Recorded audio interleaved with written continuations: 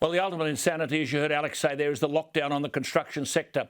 Economists are now saying that with 99.87% of the cases testing negative, the cost in New South Wales will be up to $1 billion a week. Work on construction sites has ended. A $70 billion a year industry. Work on West Connex stopped. Construction's not an industry that can be turned on and off. It's already been smashed, and there's a domino effect.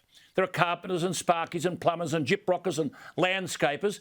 These decisions can only be taken by people who know nothing about business, who've never filled out a payroll tax slip.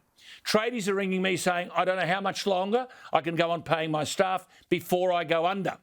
Now, Gladys Berejiklian, who demonstrates daily how out of touch she is saying, quote, a level of construction would be able to resume after July 30. I mean, it's a meaningless comment. A level of construction would be able to resume after July 30. What the hell does that mean?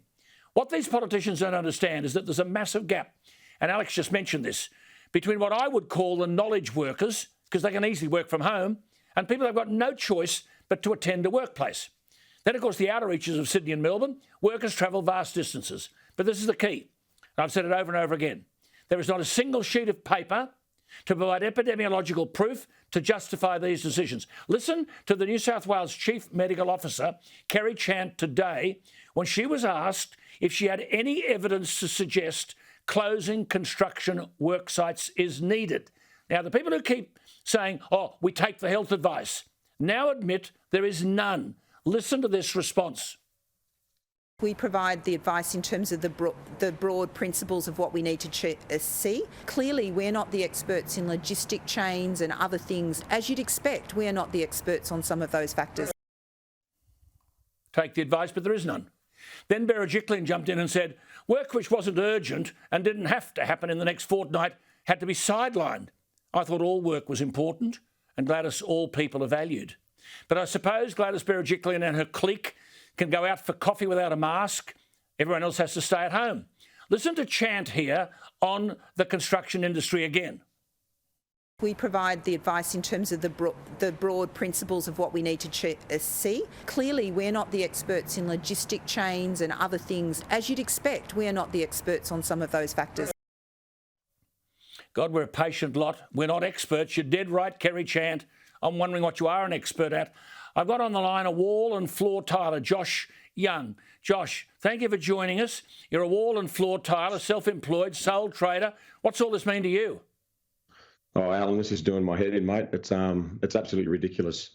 We, wall and floor tilers, or anyone in the building industry, basically, our body clock's set for 5:30. Get up every morning. We get up, we go to work. We have, plans to do. We have jobs to things to but meet. How do you feel?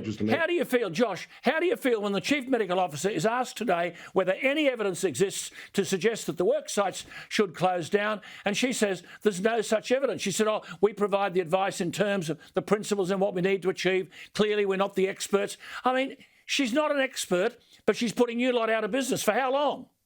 Exactly, Alan. We don't know the answer to that, do we? Well, who pays your mortgage?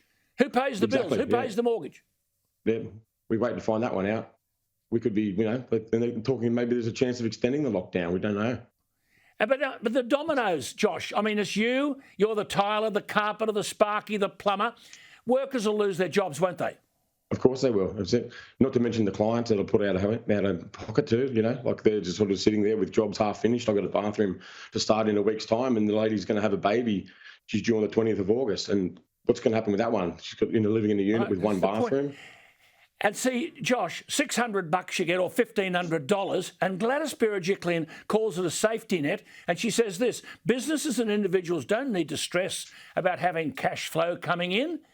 Are these people on another planet, Josh? I believe they are, Alan. It's out of control. I guarantee you they're not taking a pay cut with their big package they get paid every year. Here we are, sole traders, construction workers. I'll tell you what, Josh, they tested every man and his dog at the weekend, and it cost $44 million, and 99.87% were negative, but shut the joint down.